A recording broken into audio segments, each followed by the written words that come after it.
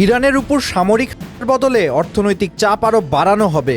বিশেষ করে চীনের কাছে ইরানের তেল বিক্রি বন্ধ বা সীমিত করার মাধ্যমে তেহরানকে পারমাণবিক কর্মসূচি নিয়ে ছাড় দিতে বাধ্য করার কৌশলেই আপাতত অগ্রাধিকার দিচ্ছে ওয়াশিংটন। হোয়াইট হাউসে এক বৈঠকে এই বিষয়ে যুক্তরাষ্ট্রের প্রেসিডেন্ট ট্রাম্প এবং ইসরায়েলের প্রধানমন্ত্রী নেতানিয়াহু একমত হয়েছেন। বিষয়টি সম্পর্কে অবগত দুই মার্কিন কর্মকর্তা সংবাদ মাধ্যম অ্যাক্সিওসকে এ তথ্য জানিয়েছেন। মার্কিন কর্মকর্তারা জানান, ইরানের তেল রপ্তানির ৮০%-এরও বেশি যায় চীনে। চীন যদি তেল কেনা কমায় তাহলে ইরানের উপর অর্থনৈতিক চাপ উল্লেখযোগ্যভাবে বাড়বে এবং তাদের কৌশল পরিবর্তন হতে পারে। পারমাণবিক আলোচনা চললেও সর্বোচ্চ চাপ কর্মসূচি অব্যাহত থাকবে। কূটনীতি ব্যর্থ হলে সম্ভাব্য প্রস্তুতি হিসেবে মধ্যপ্রাচ্যে মার্কিন সামরিক উপস্থিতিও জোরদার করা হচ্ছে। তবে চূড়ান্ত লক্ষ্য হলো এমন একটি ইরান নিশ্চিত করা যার পারমাণবিক অর্জনের সক্ষমতা থাকবে না বলে বৈঠকে একমত হয়েছেন ট্রাম্প ও নেতানিয়াহু।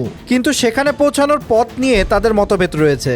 নেতানিয়াহু ট্রাম্পকে বলেছেন, ইরানের সঙ্গে ভালো কোনো চুক্তি সম্ভব নয় এবং চুক্তি হলেও ইরান তা মানবে না। ট্রাম্পের বক্তব্য, ইরানের সঙ্গে একটি চুক্তিতে পৌঁছানোর সুযোগ এখনও রয়েছে এবং চেষ্টা করে দেখা উচিত।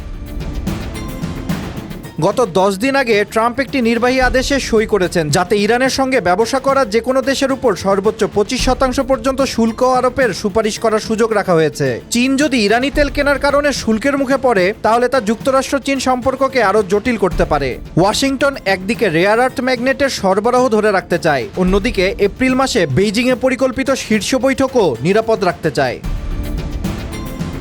সাম্প্রতিক সময়ে ট্রাম্প তার উপদেষ্টা স্টিভ উইটকপ ও জ্যারেড কুশনারের কাছে ইরানের সঙ্গে চুক্তির সম্ভাবনা জানতে চান।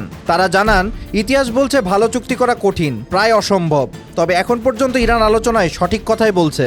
এদিকে উইটকপ ও কুশনার জেনেভা ইরানিদের সঙ্গে দ্বিতীয় দফা বৈঠকে বসবেন। এর আগে উইটকপ ওমানের পররাষ্ট্রমন্ত্রীর মাধ্যমে ইরানকে বার্তা পাঠিয়েছেন এবং যুক্তরাষ্ট্র আশা করছে জেনেভা ইরানের জবাব পাওয়া যাবে।